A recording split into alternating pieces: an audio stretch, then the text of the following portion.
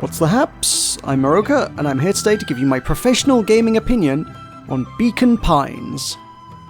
Before I even begin, let Beacon Pines be an example to other game devs on how to market your game through influencers.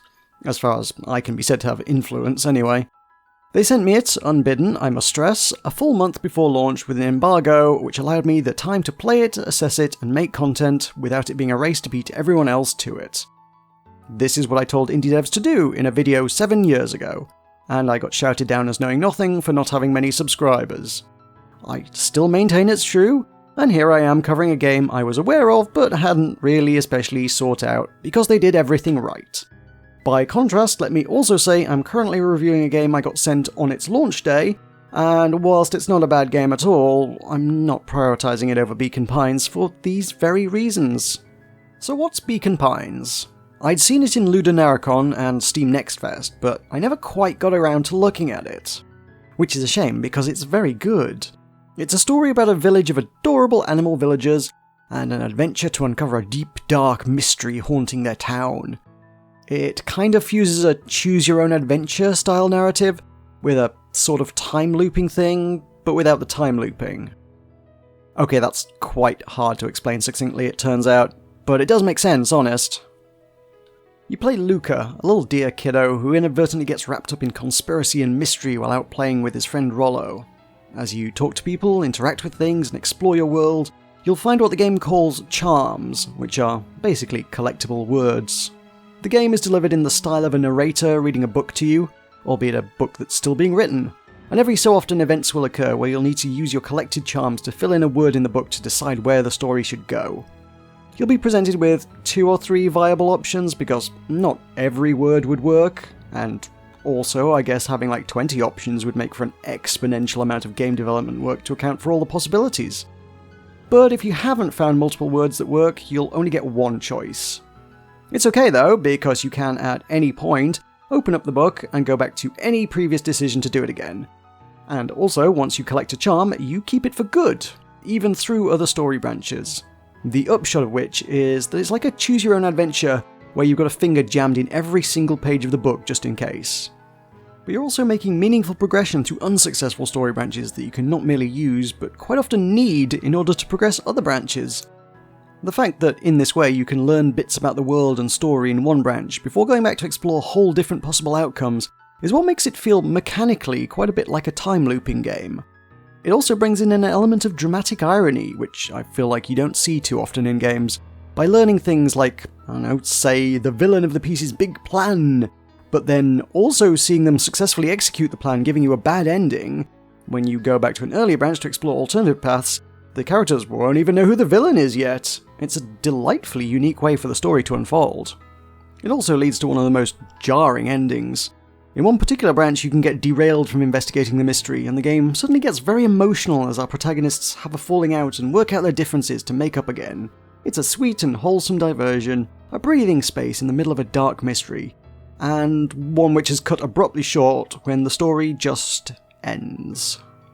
Because of course events have been unfolding with or without you, a sinister plot has been afoot and which has played out, ending in the demise of the whole town. And you never knew, which is, again, jarring. But I think it also serves its purpose well, because you're left wondering, what the fuck was that?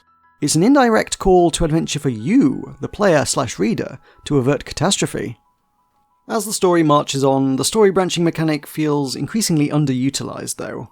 It's hard to tell whether this is due to the limitations of being an indie title, or simply the age-old problem of games loading up the exciting stuff early on to keep you hooked. But by mid-game, it falls into a more rhythmic pattern. You find a charm, you get a decision with only one option, you get a bad ending, you try the one branch which the new charm works on, you make progress there, you get a new charm, you get a decision with only one option, and so on. Which, in an amusingly ironic way, means that the game of branching narratives and player choice is actually surprisingly linear. 'Twas ever thus, I suppose. Genuine, meaningful choices leading to a broad array of viable, unique story paths can only ever lead to spiraling development costs and difficulty, which is why no one does it. I don't think that should deter you in any way, though. It's a compelling story with great characters you'll easily get attached to, and beautiful art. The devs have pitched it as Winnie the Pooh meets Twin Peaks, It's a story about a group of kids investigating a mystery with some creepy horror elements, so it'll likely come as no surprise that it's also drawn comparisons to Stranger Things, too. Anyone who's ever had the misfortune of trying to coerce me to watch anything will know that I basically just don't watch stuff, unless it has pirates in it. So those parallels are maybe a little lost on me. I am familiar, though, with Tales from the Loop RPG, which is actually basically the same thing again, 80s kids investigating weird stuff, and I got that kind of vibe from it. So I guess if you know any of the above, that's kind of your cultural jumping off point. That's basically what to expect from Beacon Pine's story. It also features a same-sex couple. It's wholly unremarkable, as it should be, to be honest. There's no political agenda. One character simply has two moms, living their lives like any other family. But you know me, representation is one of my pet issues to champion at every possible opportunity, so I can't let it go unremarked upon that there's positive LGBTQ+ rep going on here too. Hooray for that! Beacon Pines will be out tomorrow on PC, Switch, and Xbox, including Xbox Game Pass.